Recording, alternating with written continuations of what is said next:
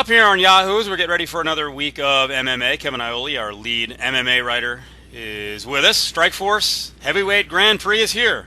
A lot of people didn't believe it would happen. It is happening.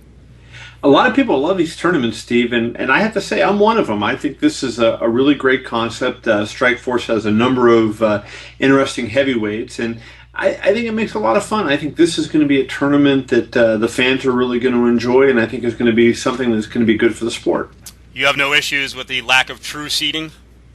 Yeah, I do. I'm working on a column on that. I'm not crazy about the fact that you basically stack the one side of the bracket.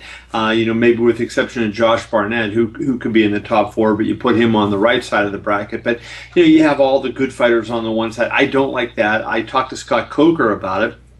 And the reason that they went that direction is Scott just felt like they wanted to guarantee the matchups. What if there was an upset? What if they put Fedor against, let's say Haratonov and in the first round and he lost? They wanted to get the good matchups in early and let's do it in that way. At least people are going to see them on television.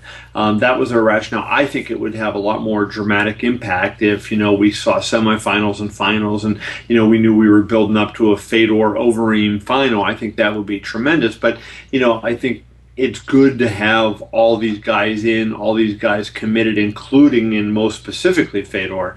He's been kind of like the wind, and he's been hard to pin down. And now the fact that, we know he's going to be fighting, at least 3 times here, this is going to be terrific. And I think that's why the champion got involved, Overeem. That's traditionally not what champions would do, is get in a heavyweight tournament. But when I talked to him last week, during Super Bowl week, he was down at the Radio Row Friday walking around with Herschel Walker, and he said, the chance to lock this guy in, I get my hands on him, he can't escape. And that's exactly it. I mean, it's going to make anybody's career. Look at Werdum. I mean, he was just an also-ran when he was in the UFC. Beat, I guess his most notable win in the UFC was beating Andrei Arlovsky, and it was just not much. And then he lost to Junior Dos Santos, but now he beats Fedor, and boom, all of a sudden, he's getting all this notoriety, all this press. The perception of him is a lot different, and I think that just shows you how great Fedor is and what impact he has in the sport of mixed martial arts. So Overeem knows that, and Overeem knows that legitimizes him to an even greater extent. You go in there, yes, he's the champion, but you beat Fedor, and you're the champion. So Overeem, is relatively big, not size-wise, but popularity. He's still growing with, again, no pun intended, with the audience in the United States. Fedor's way up there, but how far up there is he? How much traction do you think Fedor's gained the last couple of years with those MMA fans who didn't get to watch him in Pride and in Japan? Well, I think that he's grown because he's gotten a lot of hype on CBS, a lot of hype on Showtime, but he's still not where he should be for a guy of his talent and his accomplishment. And I think that's part of it is because of the way he's been promoted by M1 and handled by M1, kept largely away from the American people, and he hasn't been too forthcoming in terms of making himself available to American media. I think he's certainly growing because CBS and Showtime have done a very good job of getting him out there and the best they can given the parameters and the difficulties of dealing with M1. But I think he could be bigger and he should be bigger. You're talking about one of the, if you don't say he's the greatest MMA fighter of all time, certainly he's in the top 3. And, his accomplishments, there are people who would debate, chiefly UFC President Dana White from, 2006 on, what has he done? He's fought lesser opponents, but from 2000 to 2005, I mean, what this guy did was a Hall of Fame career against some amazing fighters. And he went basically 10 years undefeated. I mean, that's just unheard of in this sport where everybody loses. So I think that he's a great fighter who's still not quite as known among the mainstream American sports fan as he should be. So there's 2 storylines with Fedor going into the tournament. The first is, and this is the one I'm a little worried about, because I have Fedor way up there still in the pound-for-pound list. I think he's tremendous, but we've seen a lot of guys who were dominant from 99 through like 2006, and they didn't evolve. The rest of the field kind of caught up. Everyone else is working and getting better. We've seen it happen a lot.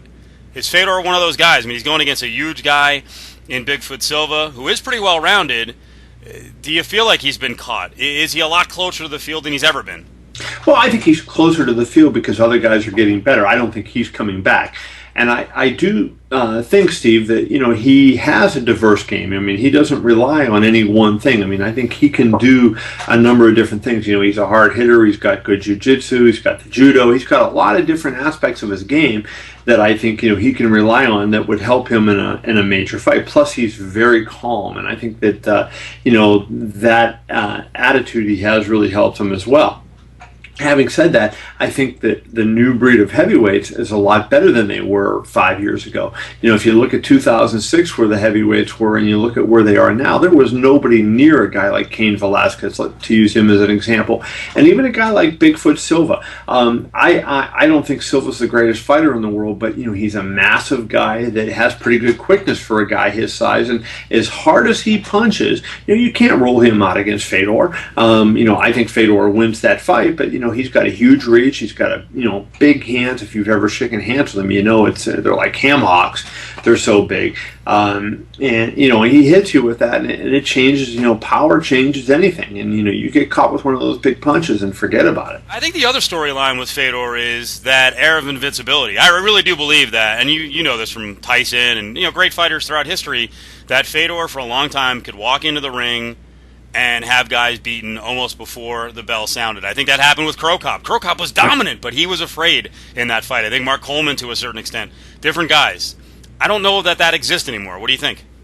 I think you're right, Steve. I mean, I think we saw it start to melt away with Brett Rogers, because I think in the Brett Rogers fight, here's a guy that worked at Sam's Club just a few months before, wasn't a particularly accomplished guy in terms of wins or anything, fighting Fedor, and he did some damage, and he had some success in different areas, and all of a sudden I think it's like, wow, he went for broke, and he got, I don't want to say got lucky, but he had success.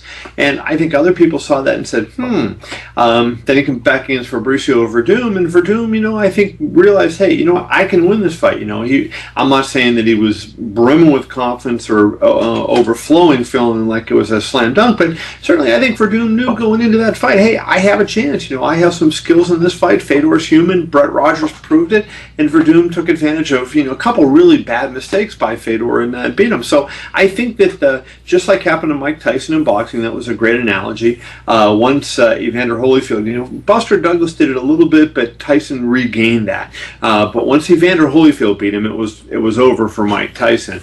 He was never the same guy again, and I don't think that's the case of Fedor, because I think he's still closer to his prime than Mike was, and Mike didn't maybe take care of his body the same way that Fedor does.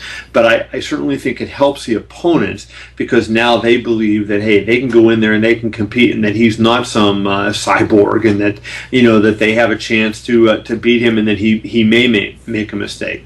Now the interesting part is that Rogers then faced Overeem, and I thought he looked scared, whatless. He walked in, he was intimidated. So let's look at the overall tournament. I want to stay on the side of the bracket. Overeem is imposing. He's scary. He's intimidating.